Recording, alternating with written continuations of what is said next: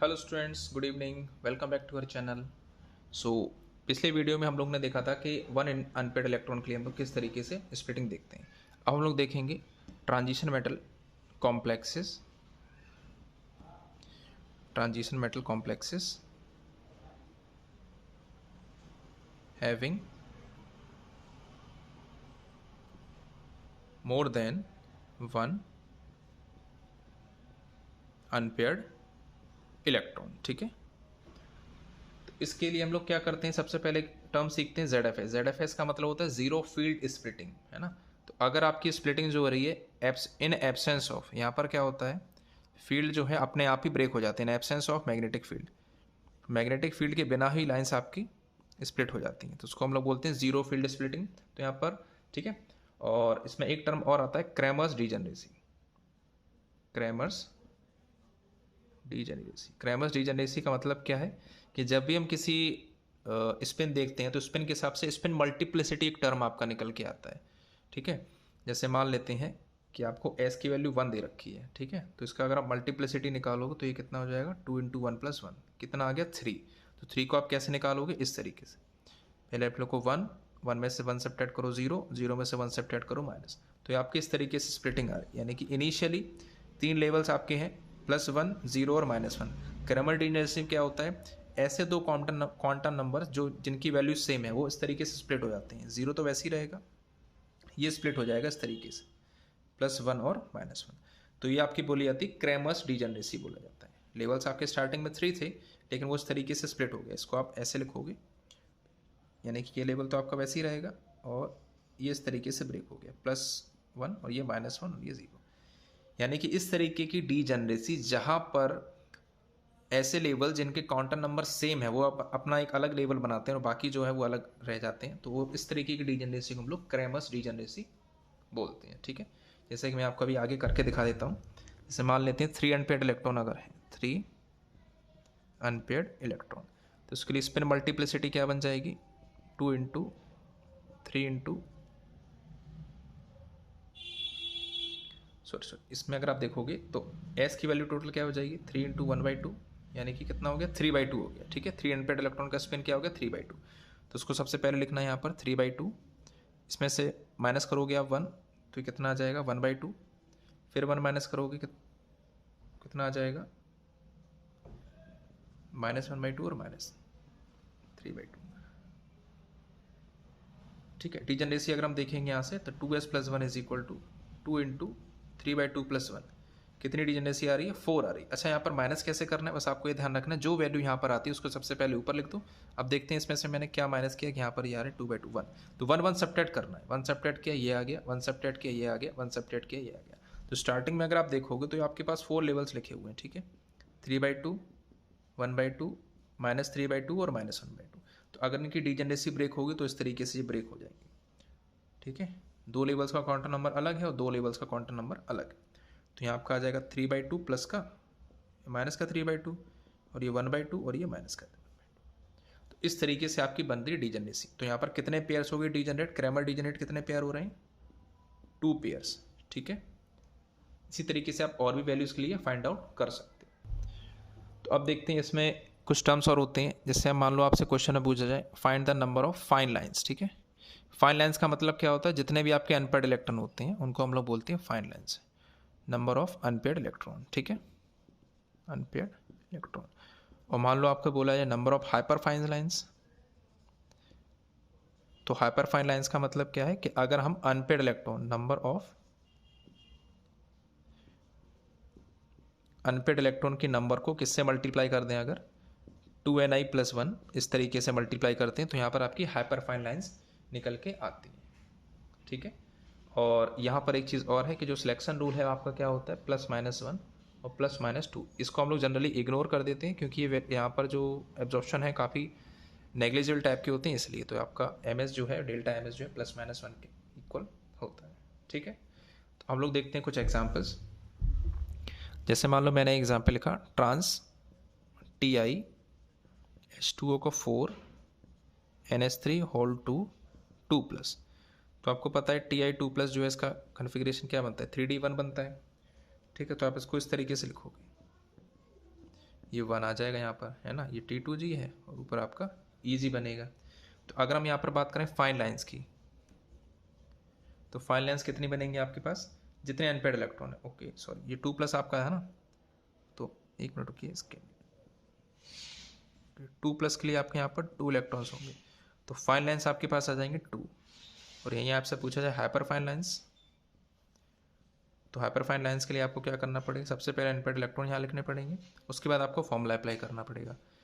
तो यहाँ अगर आप देखोगे, अगर मैं इसको इस तरीके से लिखता हूँ, Ti लिखा है ना, जैसे मान लेते हैं यहाँ पर आपके हाइड्रोजन लगे हैं OH2 OH2 OH2 OH2, ये आपका NH3, ठीक है, और ये आपका NH3। तो यहाँ अगर आप देखोगे मैग्नेटिकली इनएक्टिव है, तो ये सभी के हाइड्रोजन एक जैसे हैं, तो ये 4 हाइड्रोजन एक जैसे हो जाएंगे, सॉरी 8, 2 4 6 8 इंटू 1/2 + 1। और ये क्योंकि मैग्नेटिकली एक्टिव है, तो ड्रैगोस रूल के अकॉर्डिंग इसको, इस हाइड्रोजन को कंसीडर नहीं करेंगे, तो सिर्फ आपके पास 2 नाइट्रोजन कंसीडर करने हैं, ठीक है। और जहाँ तक है Ti का भी आपका होता है ना, Ti का मैंने नहीं लिखा है, Ti का वैसे 3/2 होता है, 2 इंटू 1 इंटू, इसको यहाँ पर लिख देता हूँ, आई होप आपको विजुअल हो यहाँ पर, ठीक है। सिंप्लीफाई करेंगे तो ये आपका कुछ इस तरीके से आ जाएगा, 2 तो वैसे ही आ गया, ये हो गया 9, ये 5, और ये आपका हो जाएगा 4, मल्टीप्लाई करोगे 18 इंटू 20, कितना आंसर आएगा 360। तो इतनी लाइन्स यहाँ पर हाइपर फाइन लाइन्स इतनी बनेगी, ठीक। नेक्स्ट एग्जाम्पल देखते हैं, या मैं ये एग्जाम्पल आपको होमवर्क के लिए देता हूँ, ठीक है। ट्रांस सिंपल है, आप इसको कर सकते हो, NH3 होल ट्वाइस H2 4 2+, इसमें आपको फाइन लाइन्स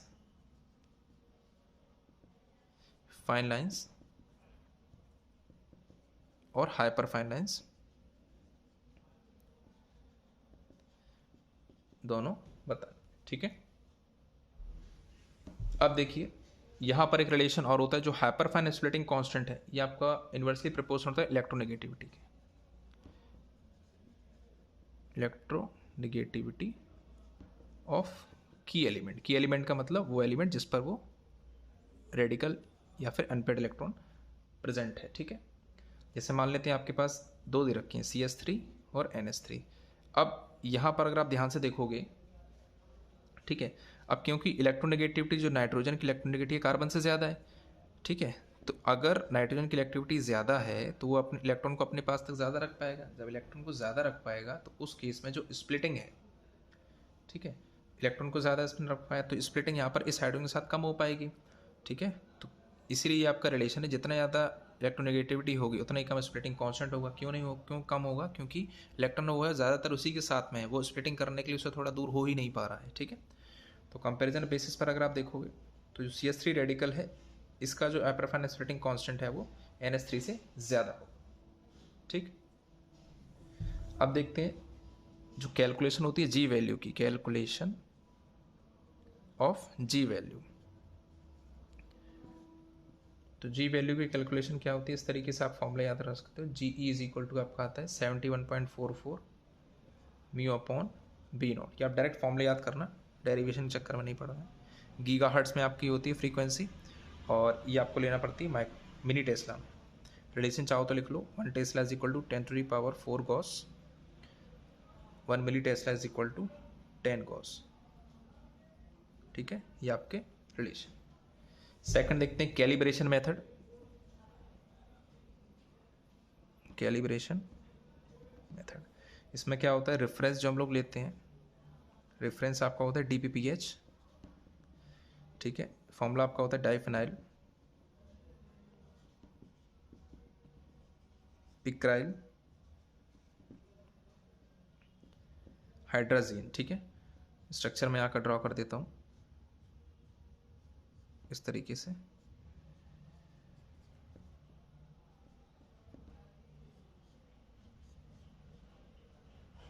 ओके, यहाँ पर एक बॉन्ड और है,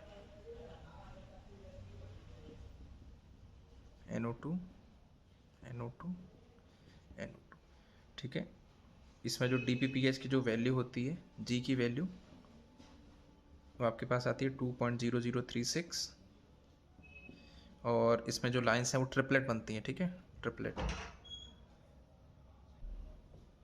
ठीक है। तो ट्रिपलेट आता है इसका, लेकिन सिग्नल की अगर हम बात करें, नंबर ऑफ सिग्नल, सिग्नल एक ही आएगा लेकिन इसको ट्रिपलेट बोलेंगे, वो एक सिग्नल जो है स्प्लिटेड होगा, ठीक है।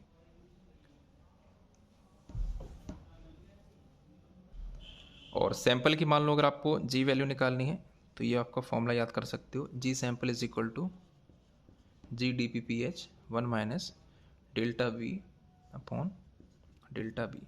डेल्टा बी क्या है यहाँ पर, ये आपका D P P H minus यहाँ पर आएगा सैंपल का minus beta of D P P H, ठीक है। इसके बाद आपका टॉपिक है फैक्टर्स अफेक्टिंग जी वैल्यूज़, ठीक है। तो सबसे पहली चीज़ जो जी वैल्यू है वो डायरेक्टली डिपेंड करती है इलेक्ट्रॉन डेंसिटी पर, जितनी भी इलेक्ट्रॉन डेंसिटी होगी उतनी ज़्यादा जी की वैल्यू होगी। तो फॉर्मूला आपके पास होता है g is equal to 2 - 8 lambda by delta naught, ठीक है। जहाँ पर D1 से लेकर D4 तक जो लैम्डा की वैल्यू होती है वो आपकी होती है पॉजिटिव, और D6 से लेकर आपकी D9 तक जो वैल्यू होती है वहाँ पर होती है डेल्टा जो निगेटिव है, आपको लेना पड़ता, ठीक है। इसके बाद आपका कॉन्सेप्ट आता है आइसोट्रोपी एंड एनआइसोट्रोपी, ठीक है। इस केस का मतलब कि अगर मान लो आपके तीनों डायरेक्शन के अबाउट इलेक्ट्रॉन डेंसिटी सेम है, ठीक है, तो वहाँ पर जो है जी की वैल्यू है वो एक ही जैसी आती है। अब ये कहाँ पर सेम होने की पॉसिबिलिटी है, गैसियस फेज में, गैसियस फेज, सॉल्यूशन फेज, ठीक है। और आप लिख सकते हो परफेक्ट ऑक्टाहेड्रल क्यूब, इसमें सिर्फ एक सेट आता है लाइन का, one set of lines. One set क्यों बोला जा रहा है, क्योंकि यहाँ पर जो वैल्यू है लाइन्स, ठीक है, क्योंकि एक ही जैसी वैल्यू इसलिए वन सेट आ रहा है, ठीक है। सेकंड अगर हम देखते हैं, ये आपका हो गया आइसोट्रोपी का केस। अब एनआइसोट्रोपी के दो केस बनते हैं, एक तो ये और एक आपका नेक्स्ट यहाँ बनेगा। तो अगर मान लो g x is not equal to g y is not equal to g z, तो ये आपका केस बनता है जहाँ पर तीनों चीज़ें इक्वल नहीं है, तो ये ऑर्थोरोम्बिक सोरेल शेट में आपने पढ़ा होगा, और रोम्बोहेड्रल। इस केस में 3 सेट ऑफ लाइन्स बनती हैं, ठीक है। और नेक्स्ट आपका केस बनता है जहाँ पर एक के साथ इक्वल हो और किसी तीसरे के साथ इक्वल ना हो, ये आपका बनता है डिस्टॉर्टेड ऑक्टाहेड्रल। डिस्टॉर्टेड ऑक्टाहेड्रल हो गया आपका, स्क्वायर प्लेनर हो गया, स्क्वायर पिरामिडल हो गया। यहाँ पर 2 सेट बनते हैं, 2 सेट ऑफ लाइन्स, ठीक। इसके बाद देखते हैं डायरेक्शन ऑफ मैग्नेटिक फील्ड, ठीक है। जैसे हम लोग ये डायरेक्शन देखते हैं, जो भी मैग्नेटिक फील्ड अप्लाई करते हैं, रेफरेंस हम लोग ये मान के चलते हैं कि जेड एक्सिस है, ठीक है। तो अगर हम जी वैल्यू के अकॉर्डिंग देखें, जी वैल्यू, तो जी जेड को हम लोग मानेंगे जी पैरेलल, यानी कि इंटरन्यूक्लियर एक्सिस के अबाउट, और जी एक्स और जी वाई जो है, जी एक्स और जी वाई क्योंकि ये परपेंडिकुलर होंगे जी जेड के, जेड एक्सिस के, तो इन दोनों को हम लोग लिखेंगे जी परपेंडिकुलर, ठीक है। अब इसी पर बेस देखते हैं distorted octahedral complex, distorted octahedral complexes. तो फर्स्ट आपका देखते हैं हम लोग टेट्रागोनल इलोंगेशन। टेट्रागोनल इलोंगेशन का मतलब क्या होता है, जिसमें जेड आउट उसको हम लोग बोलते हैं, ठीक है। तो जेड आउट जैसे कॉपर 2+ है, कॉपर 2+ आपका क्या बनता है 3D9, ठीक है। तो 3D9 के केस में होता क्या है, यहाँ पर देखिए इसका स्ट्रक्चर कुछ इस तरीके से बन जाता है ना, x² - y² यहाँ पर आ जाता है, z² इधर आ जाता है, dxy ये आ गया, और ये आ गया xz yz। तो कितने इलेक्ट्रॉन से 9, 1 2 3 4 5 6 7 8 और ये 9। अब इस केस में देखिए क्योंकि इलेक्ट्रॉन डेंसिटी z² में ज़्यादा है, z² का मतलब हम इसको बोलेंगे जी पैरेलल, तो यहाँ पर आप लिखोगे g parallel is greater than g perpendicular, ठीक है। इस तरीके से आप इसको समझ सकते हो। नेक्स्ट देखेंगे केस हम लोग टेट्रागोनल कंप्रेशन का, टेट्रागोनल कंप्रेशन, ठीक है। मान लेते हैं केस मैंने लिया CuSO4.5H2, या फिर आप उसको ऐसे लिखोगे CuH2 और 5, है ना। देखिए, और ये आपका कंडीशन होती है जेड इन की, तो जेड इन में होता क्या है, यहाँ पर डी जेड स्क्वायर ऊपर आ जाता है, x square minus y square नीचे हो जाता है, यहाँ आपका एक्स जेड वाई जेड ऊपर आ जाता है, एक्स वाई नीचे आ जाता है। 9 इलेक्ट्रॉन्स हैं।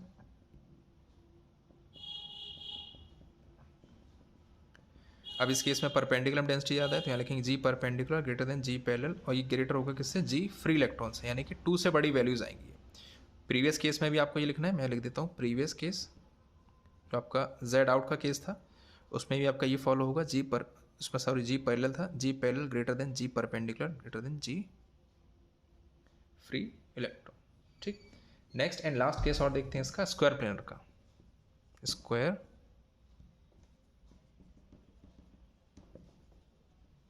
Planar complexes. ठीक है, अब स्क्वायर प्लेनर आपका या तो D8 होगा या D9 होगा। उसको अगर हम फिल करेंगे तो इसका स्ट्रक्चर कुछ इस तरीके से रहता है, ये आपका एलोंगेशन वाला ही रहता है। ठीक है, एलोंगेशन मतलब डी थोड़ा सा उसी से सिमिलर रहता है, जेड स्क्वायर, और ये आपका आ जाता है एक्स जेड और ये वाई जेड। कितने इलेक्ट्रॉन्स हैं, अगर मान लो मैं 8 बढ़ता हूँ, 1 2 3 4 5 6 7 8। ठीक है, अब यहाँ पर देखिए दोनों में इलेक्ट्रॉन बराबर आ रहे हैं, लेकिन आपको ये चीज़ पता होगी कि डी जेड स्क्वायर जो है, क्योंकि ये 2 ऑर्बिटल्स का कॉम्बिनेशन होता है, तो यहाँ पर जो इलेक्ट्रॉन डेंसिटी है वो ज़्यादा होगी। तो यहाँ पर लिखो कि g parallel is greater than g perpendicular greater than g free electron. ठीक है, तो यहाँ तक आपका जो ESR का पोर्शन है वो आपका कंप्लीट होता है। कोई भी डाउट अगर आपको तो आप कमेंट करके बता सकते हो। Till then good bye, all the best for your studies.